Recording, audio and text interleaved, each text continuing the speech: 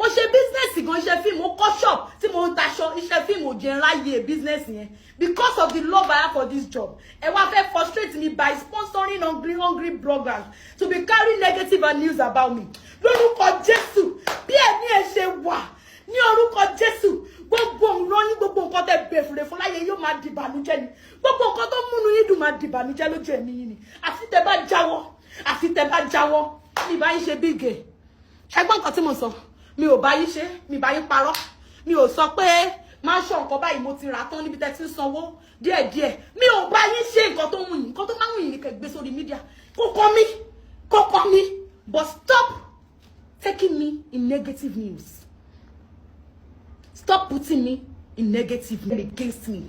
I am who the Lord has blessed, and no one shall curse me.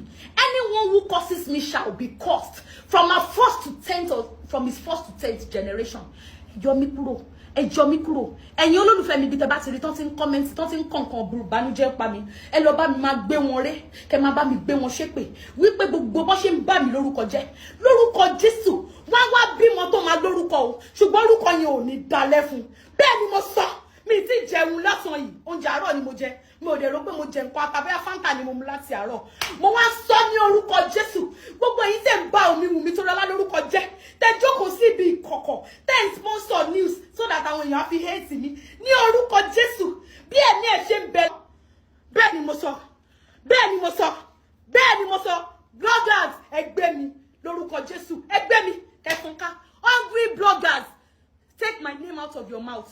Twin. Tó bá wá sọ̀rọ̀ mi ẹni mindset pé industry wa ibi ogun ni o ẹni tó bá ṣe tó dúró di gígbé mi báyìí olórí burúkú ló lè fèsì àwọn olórí burúkú yẹn o ẹni tó dúró tó yányán ni o kò sí nǹkan tó àìtí ṣe o ṣùgbọ́n mo fi tí wọn sẹ́gbẹ̀ẹ́ mo wò pé mi ò bá yín ṣé láwọn tó successful bẹ́ẹ̀ wọn hate life wọn lọ́wọ́ after ṣé láwọn olórí burúkú táyé wọn ti bàjẹ́ títí wọn ti ta tó jẹ́ pé wọn ò pàṣì wọn ò fẹ́ẹ̀lì ojú kan náà lọ́wọ́ àwọn ló máa ń ṣẹnu ṣóṣòṣòṣòṣò kiri àwọn olórí burúkú tó máa ń rojọ́ kiri àwọn tó wà successful you see them ń jayé ni kò kún anybody ṣùgbọ́n àwọn olórí burúkú tí wọ́n make ẹ̀ tó jẹ́ pé ìbànújẹ́ náà ni ò jẹ́ kọ́ lọ́n gbà fún yín ìbànújẹ́ ni ò jẹ́ kọ́ lọ́n gbà fún yín inú burúkú ni ò jẹ́ kọ́ lọ́n gbà fún yín inú burúkú ló ń fàyìn ẹ ti sọ̀rọ̀ Wùnmí Tóyọ́lá ẹ máa rán ṣọmú àwọn ọmọ olórí burúkú tẹ̀ ń kó kiri wọ́n á máa gbọ́ wọn lọ máa sọ fáwọn èèyàn Olúwa máa bà ti yín jẹ́ Olúwa máa bà ti ràn yín jẹ́